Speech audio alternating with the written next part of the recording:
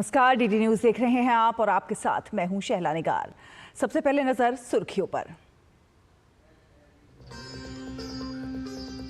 Qatar के अमीर शेख तमीम बिन हमद अल सानी का राष्ट्रपति भवन में हुआ औपचारिक स्वागत।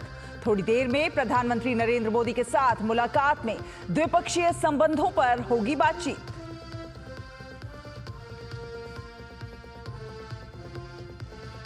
भारत कतर व्यापार मंच पर दोनों देश के बीच 2 वाणिज्यिक समझौते। केंद्रीय मंत्री पीयूष गोयल ने कहा, विकसित भारत और कतर नेशनल विजन के संकल्प को पूरा करने में मिलेगी मदद।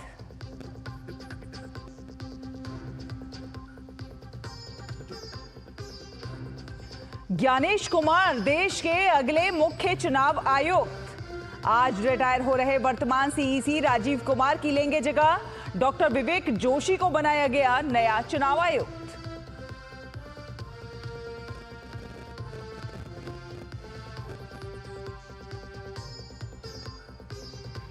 दिल्ली में बीजेपी सरकार के शपथ समारोह की तैयारियां तेज। साथ ही नेताओं के साथ आज रामलीला मैदान जाएंगे प्रदेश अध्यक्ष वीरेंद्र सचदेवा। सीएम के नाम से कल हटेगा पर्दा।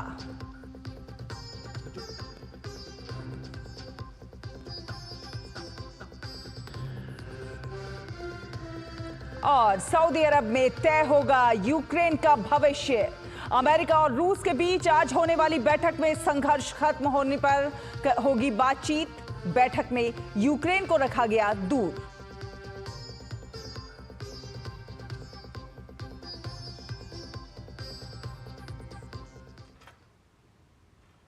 तो आपको बता दें कि कतर के अमीर शेख तमीम बिन हमद अल सानी का आज राष्ट्रपति भवन में औपचारिक स्वागत हुआ। अल सानी प्रधानमंत्री नरेंद्र मोदी के आमंत्रण पर 2 दिन के भारत दौरे पर आए हैं। प्रधानमंत्री नरेंद्र मोदी ने खुद कल शाम हवाई अड्डे पर जाकर उनकी अगवानी की। कतर के अमीर की ये दूसरी भारत यात्रा है। इससे पहले वो मार्च 2015 में भारत आए थे।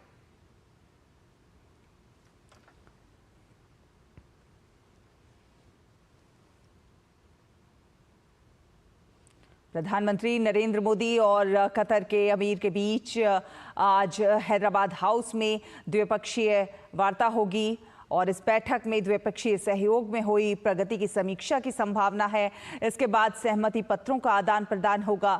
विदेश मंत्रालय की ओर से उम्मीद जताई गई है कि कतर के अमीर की ये यात्रा दोनों ही देशों के बीच जो बढ़ती हुई बहुआयामी साझेदारी है उसको और ज्यादा गति प्रदान करेगी। कतर के अमीर के साथ एक उच्च स्तरीय प्रतिनिधिमंडल भी होगा जिसमें मंत्री, वरिष्ठ अधिकारी और व्यापारिक नेता शामिल होंगे। भारत और कतर के बीच मैत्री, विश्वास और पारस्परिक सम्मान पर आधारित गहरे ऐतिहासिक संबंध हैं। दोनों ही देशों के बीच हाल के वर्षों में व्यापार, निवेश, ऊर्जा, प्रौद्योगिकी, संस्कृति समेत विभिन्न क्षेत्रों में संबंध लगातार मजबूत हुए हैं। विदेश मंत्रालय ने कहा था कि कतर में रह रहा भारतीय समुदाय उस देश में सबसे बड़ा प्रवासी समूह है और कतर की प्रगति और विकास में इसके सकारात्मक योगदान की सराहना की जाती है।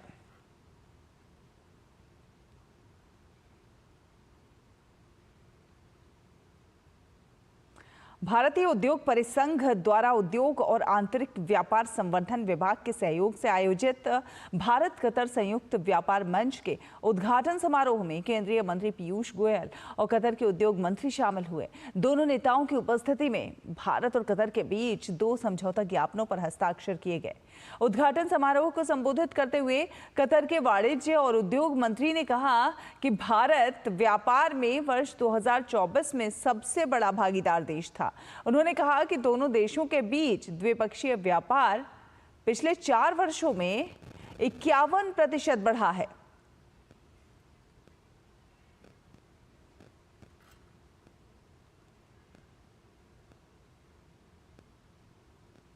तो ये सीधी तस्वीरें आप देख रहे हैं हैदराबाद हाउस से, जहां पर कतर के अमीर शेख तमीम बिन हमद अल सानी का स्वागत करते हुए प्रधानमंत्री नरेंद्र मोदी। द्विपक्षीय मुलाकात और इस मुलाकात में द्विपक्षीय संबंधों को और अधिक प्रगाढ़ करने पर बातचीत होगी। भारत और कतर के बीच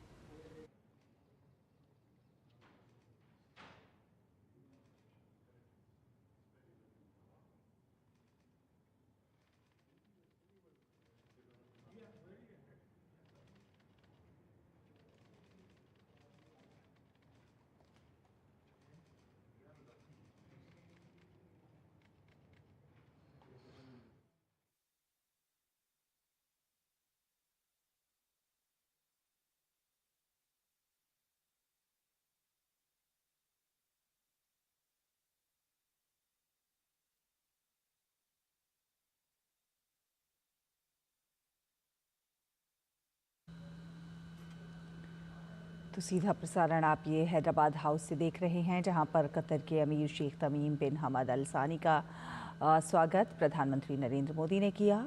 और ये बहुत महत्वपूर्ण है ये दौरा। और यहाँ पर इस दौरे से न केवल भारत और कतर के बीच जो व्यापार है उसको और ज़्यादा जो है आगे बढ़ाने में, उस दिशा में जो है बल मिलेगा, बल्कि कई महत्वपूर्ण समझौते भी होने हैं। और द्विपक्षीय बातचीत हैदराबाद हाउस में और इस बैठक में जो द्विपक्षीय सहयोग में जो अभी तक प्रगति हुई है उसकी भी समीक्षा की जानी है। इसके बाद सहमति पत्रों का आदान प्रदान होगा।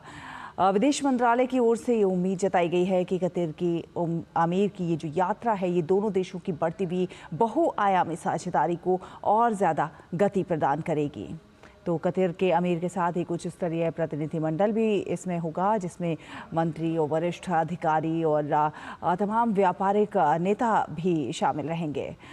तो भारत और कतर के बीच जो मैत्री संबंध हैं वो काफ़ी प्रगाढ़ हैं। और इन संबंधों को, जो मैत्री संबंध हैं, जो व्यापारिक संबंध हैं, उनको कैसे प्रगाढ़ किया जाए उसकी दिशा में ये दौरा जो है ये बेहद महत्वपूर्ण है। दोनों देशों के बीच हाल के वर्षों में व्यापार हो, निवेश हो, ऊर्जा, प्रौद्योगिकी, संस्कृति समेत विभिन्न क्षेत्रों में संबंध जो हैं वो लगातार मजबूत होते रहे हैं। कतर में रह रहा भारतीय समुदाय उस देश में सबसे बड़ा प्रवासी समूह है और कतर की प्रगति और विकास में इसके सकारात्मक योगदान की भी सराहना की जाती है। संवाददाता अखिलेश सुमन हमारे साथ जुड़े हुए हैं। अखिलेश, इस समय जो है हम राष्ट्रपति भवन जो है हैदराबाद हाउस से दृश्य दिखा रहे थे, जहां पर प्रधानमंत्री नरेंद्र मोदी ने कतर के अमीर शेख तमीम बिन हमद अल सानी का जो है स्वागत किया।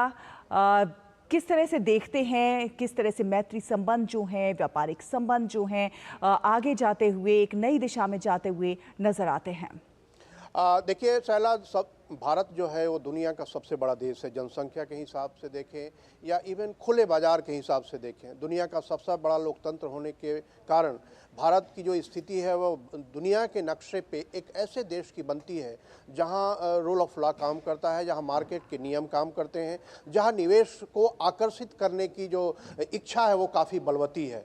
और हम विकासशील देशों के बीच में सबसे तेज़ी से विकसित हो रहे देश के रूप में जाने जाते हैं। और ऐसे में कतर के साथ जो सॉवरेन फंड है वह बहुत ही महत्वपूर्ण है। और कतर चाहता है कि उसका जो सॉवरेन फंड है उस सॉवरेन फंड का एक ऐसे देश में निवेश हो जहां की उनका निवेश भी सुरक्षित रहे और जहां व्यापार में इजाफा भी हो।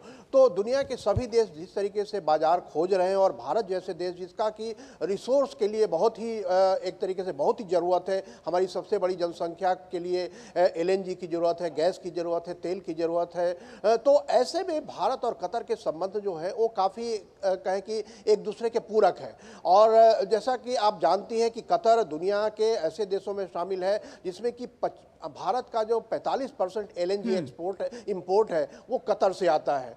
कतर के जो पूरा वर्कफोर्स है उसका 27% इंडियन है और तकरीबन अनौपचारिक आंकड़ों को अगर देखें तो 8.5 लाख से 9 लाख के बीच में भारतीय हैं, वहाँ कतर में काम करते हैं, स्किल्ड लेबर के रूप में भी, इंजीनियर के रूप में भी, हेल्थ केयर के रूप में भी, और उसके अलावा तकरीबन 20,000 जो MSME की कंपनियां हैं वहाँ कतर में काम करती हैं, कुछ स्वतंत्र रूप से, कुछ वहाँ कोलैबोरेशन में काम करने के तरीके से। तो इस रूप में देखें कि कतर के जो अमीर हैं उनकी भारत यात्रा बहुत ही महत्वपूर्ण है। वो कहें कि अगर 50 साल के बाद अभी 52वां साल में हमारा जो राजनयिक संबंध है, लेकिन 2014 के बाद इस संबंधों में काफ़ी इजाफा हुआ। प्रधानमंत्री नरेंद्र मोदी एक बार गए थे, फिर 2024 में भी एक बार गए प्रधानमंत्री नरेंद्र मोदी, और उसके बाद कतर के अमीर की दूसरी यात्रा है।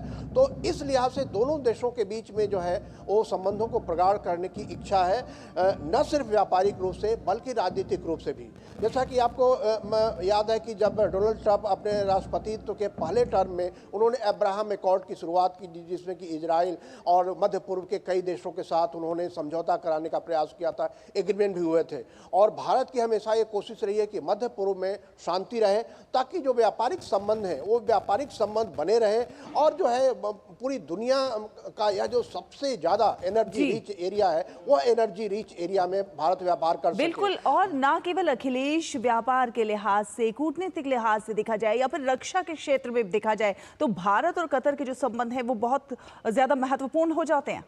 निश्चित तौर पे जैसा कि मैं बता रहा था कि कतर जो है इधर के दिनों में एक बहुत ही एफिशिएंट नेगोशिएटर के रूप में, एफिशिएंट मीडिएटर के रूप में इमर्ज किया है। खास तौर पे जो इस्लामिक देशों के साथ उसके संबंध हैं, उसमें जैसा कि देखें कि अफगानिस्तान में जब बहुत ही ऐसी स्थिति थी, जब तालिबान दूसरी बार सत्ता में आया तो उसके सामने कई भ्रम की स्थिति, दुनिया के देशों के सामने भ्रम की स्थिति थी। ऐसे में कतर ने कोशिश की कि तालिबान की जो नई सत्ता है उसको, उसके विचारों में मॉडरेशन लाया जाए, दुनिया के जो अन्य देशों के साथ उसके संबंध विकसित कराए जाएं, ताकि वह जो अस्थिरता के दौर से स्थिरता के दौर में जाए। और इसके प्रयासों के चलते भारत के साथ भी जो वहाँ के अफगानिस्तान की जो वर्तमान सत्ता है उसके साथ एक संबंध विकसित हुए हैं।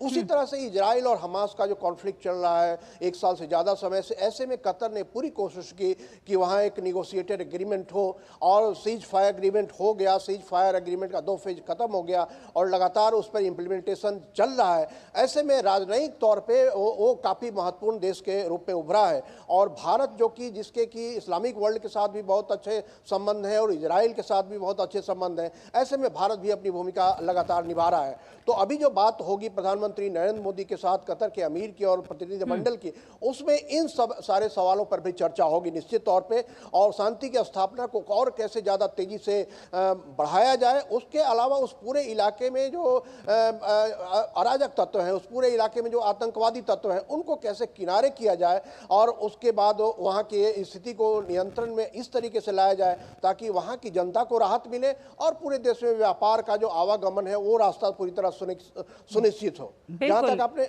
बिल्कुल, भारत की जो सोच है वो शांति की सोच है, और भारत हमेशा ये प्रधानमंत्री नरेंद्र मोदी भी हमेशा ये बात कहते हैं कि ये युद्ध का समय नहीं है बल्कि ये बुद्ध का समय है, और इस विचार के साथ आगे बढ़ते हैं। जिस प्रकार से हम देखते हैं, देखिए 70 के दशक में कतर के साथ भारत के रिश्ते जो है कूटनीतिक रिश्ते की शुरुआत हो गई थी, लेकिन 2014 के बाद इनमें प्रगाढ़ता आई। कहीं ना कहीं मोदी मैजिक हम इसे कहेंगे, जिस तरह से वो रिश्ते बनाते हैं और उन रिश्तों में और प्रगाढ़ता आती है, और वो कहीं ना कहीं भारत की समृद्धि की दिशा में भी एक बड़ा मील का पत्थर साबित होती है। निश्चित तौर पे 2014 के बाद प्रधानमंत्री नरेंद्र मोदी वहां गए थे कतर में, और उसके बाद जो 2016 में उनके अमीर भी आए। तो इस तरह से कह सकते हैं कि कतर और इस्लामिक वर्ल्ड को अट्रैक्ट करने पे, पूरे मध्य पूर्व को अट्रैक्ट करने में प्रधानमंत्री नरेंद्र मोदी ने जो पूरी कोशिश की, उस कोशिश का नतीजा ये है कि आप देखे होंगे कि कई जगह उन्हें अवार्ड भी दिए गए, राष्ट्रीय सम्मान से नवाजा गया, और दुनिया के उस इलाके के देश भारत पे विश्वास करते हैं, यहाँ निवेश करने के इच्छुक होते हैं। तो इसीलिए कहा जाता है कि ये जो पूरा जो विश्व शांति की जो इच्छा है, दुनिया का सबसे बड़ा लोकतंत्र होने के नाते भारत की एक बहुत बड़ी भूमिका होगी, क्योंकि भारत को जरूरत है रिसोर्सेज की, और भारत को जरूरत है जो ग्लोबल साउथ के देश हैं, ग्लोबल साउथ के देशों को भी इस तरीके से समृद्धि की ओर ले जाने की, जिसमें कि जो एक कॉलोनियल ऑपरेशन से एक समय वो गुजरे थे, उसके बाद एक कह सकते हैं कि इकोनॉमिक कॉलोनियलिज्म का उन्होंने बीच में सामना करना पड़ा। ऐसे में भारत विश्व मित्र से के रूप में उभरा है, और प्रधानमंत्री नरेंद्र मोदी निश्चित तौर पे अपनी शैली से दुनिया के देशों को, दुनिया के देशों की सरकारों के प्रमुखों को आकर्षित करते हैं, वे काम करते हैं, और वे न सिर्फ यह बताते हैं कि वे हमारे लिए कितने महत्वपूर्ण हैं, बल्कि उससे ज़्यादा यह भी बताने की कोशिश करते हैं कि भारत उनके लिए कितना ज़्यादा महत्वपूर्ण है। स्किल्ड लेबर के रूप में, मैनेजरियल कैपेसिटी के रूप में, डेमोक्रेसी के स्ट्रेंथनिंग के रूप में, इन सारे क्षेत्रों में भारत ने जो अपनी एक ऊंचाई हासिल की है, उस ऊंचाई से वो चाहते हैं कि दुनिया के जो खासतौर पर जो ग्लोबल साउथ के देश हैं वे उससे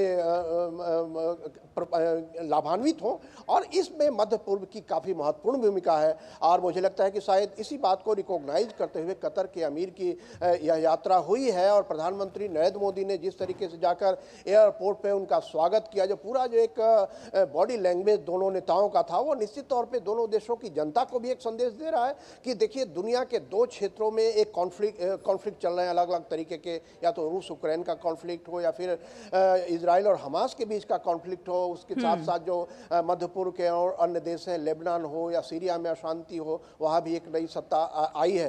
तो इन सारे के बीच में भारत एक ऐसे देश के रूप में उभर रहा है जो सहयोग की बातें कर रहा है, जो हमेशा शांति की बातें कर रहा है, जो ऐसे राजनीतिक संतुलन की बातें कर रहा है जिसमें दुनिया के देशों का जो पूरा सप्लाई चेन है, उस सप्लाई चेन का डाइवर्सिफिकेशन हो, दुनिया के सभी देशों के अंदर जो क्षमता है उस क्षमता के हिसाब से वो दुनिया में सप्लाई कर सके, ताकि उन्हें भी फायदा हो और किसी एक देश पे निर्भरता न बना जाए। तो इस मामले में कतर और भारत की जो यह प्रयास है, यह काफी महत्वपूर्ण साबित होने वाला है निश्चित तौर पे। जी चलिए अखिलेश, आप अपनी नजर बनाकर रखिए, आगे भी आपसे संपर्क करेंगे। फिलहाल धन्यवाद आपका इस तमाम जानकारी के लिए। फिलहाल एक छोटा सा ब्रेक के उस पर खबरों का सफर जारी रहेगा। आप देखते रहिए टीटी न्यूज़।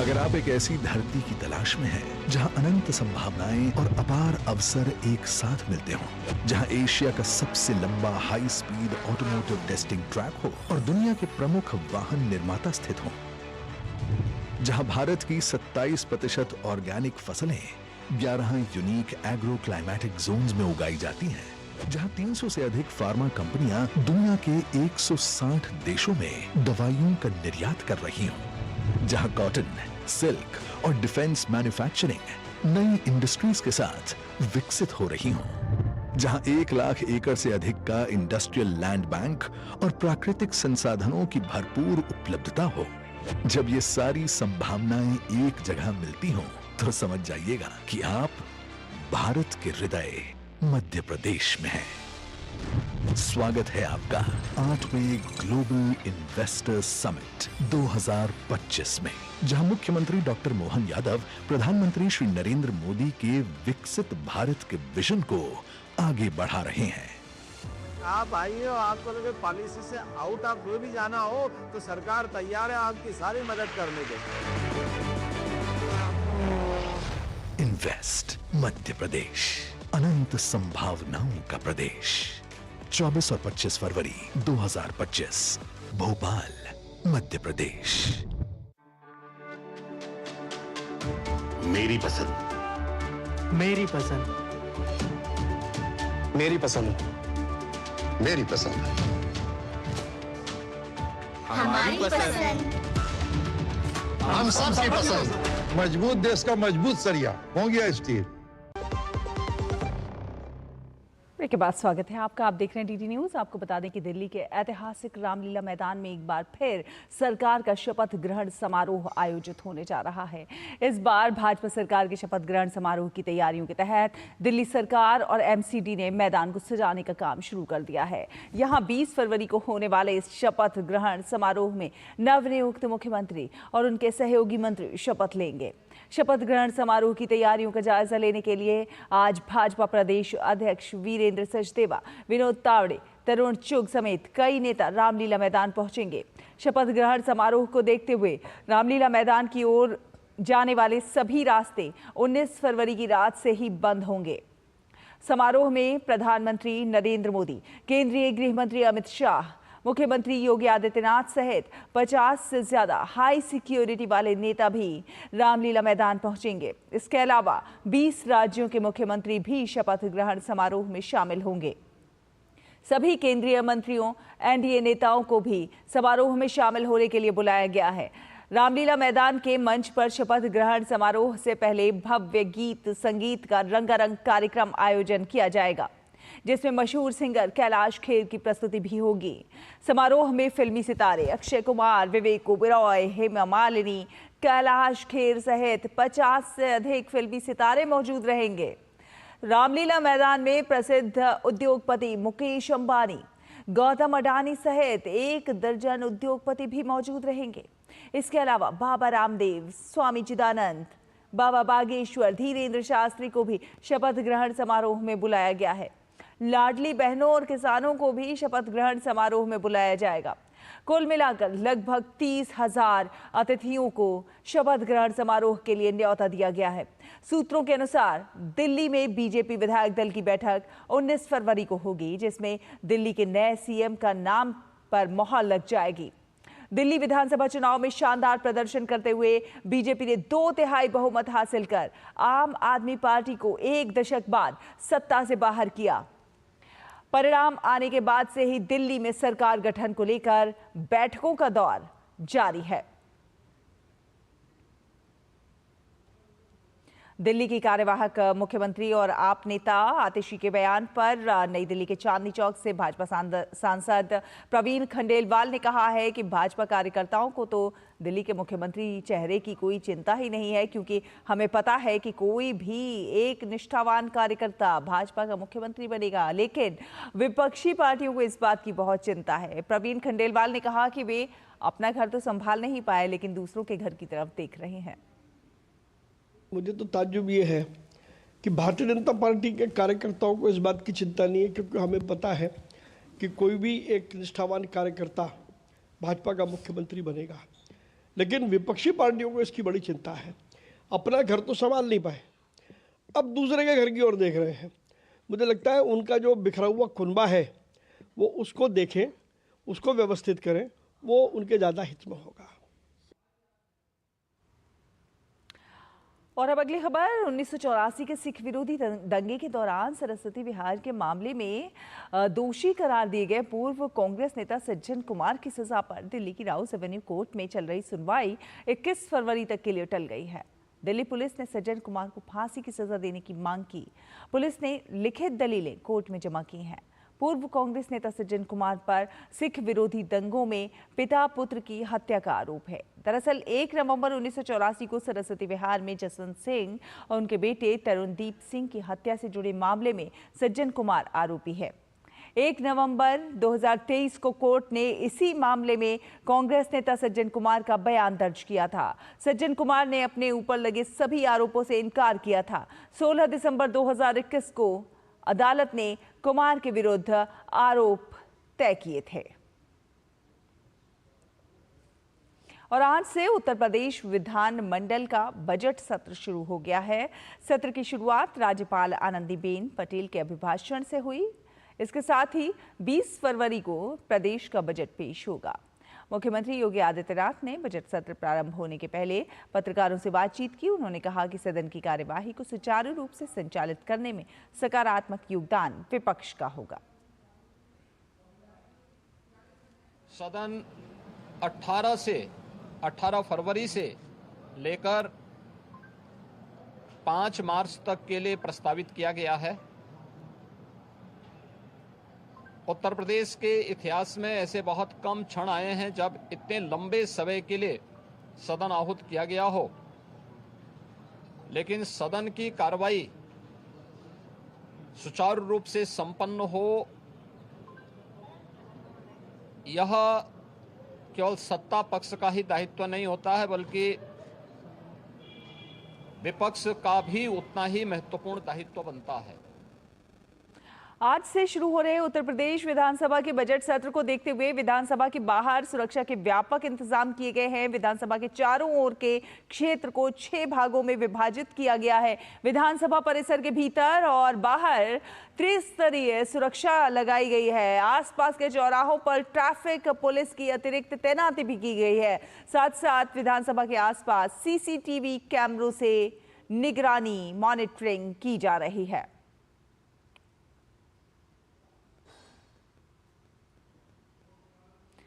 और नई दिल्ली में 55वां सीमा सुरक्षा बल बीएसएफ और सीमा रक्षक बांग्लादेश महानिदेशक बीजीबी स्तरीय सीमा समन्वय सम्मेलन 2025 का आयोजन हो रहा है।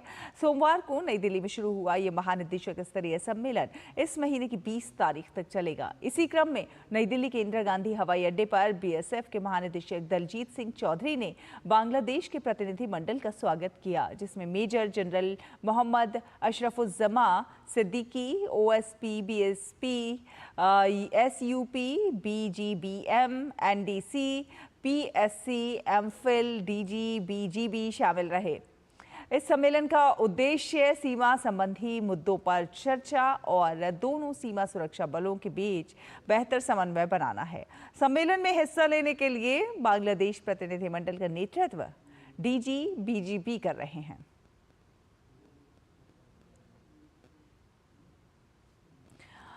आपको बता दें कि प्रधानमंत्री फसल बीमा योजना के 9 वर्ष आज पूरे हो रहे हैं। प्रधानमंत्री नरेंद्र मोदी ने 2016 में ये योजना शुरू की थी। ये योजना फसलों को प्राकृतिक आपदाओं के कारण होने वाले नुकसान के खिलाफ एक सुरक्षा कवच प्रदान करती है।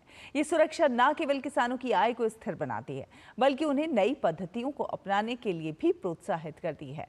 इसका मकसद ओलावृष्टि, सूखा, बाढ़, चक्रवात, भारी और बेमौसम बारिश, बीमारी और कीटों के हमले आदि जैसी प्राकृतिक आपदाओं से हुई फसल क्षति से पीड़ित किसानों को वित्तीय सहायता प्रदान करना है।